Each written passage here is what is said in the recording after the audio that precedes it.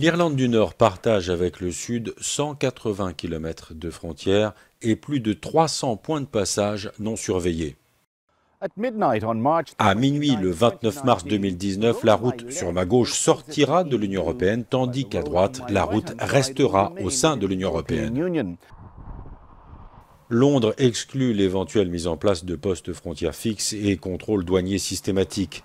Dans la ville de Dundalk, au sud de la frontière, les habitants s'inquiètent des possibles conséquences néfastes du Brexit sur les affaires. Les droits de douane ne sont pas équivalents. On va voir le retour du trafic, du racket et d'une certaine forme d'anarchie.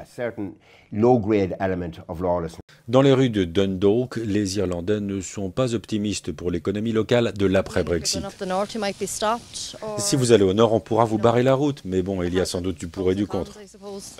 Le sentiment général est très pessimiste. À l'inverse, à une quinzaine de kilomètres du côté de l'Irlande du Nord, des agriculteurs britanniques de la petite ville de Newry pensent que le Brexit n'aura aucune conséquence négative.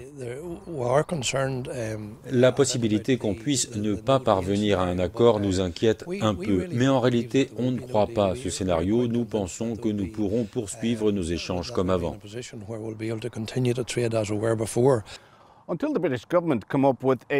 Tant que le gouvernement britannique n'aura pas fait de proposition sur le statut officiel de la frontière qui sépare l'Irlande du Nord de l'Irlande et de l'Union européenne, de part et d'autre de la frontière, l'inquiétude ne sera pas levée quant aux conséquences possibles du Brexit.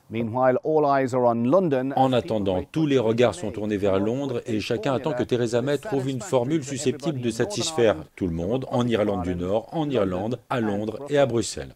This is Ken Murray for Euronews on the UK Republic of Ireland border.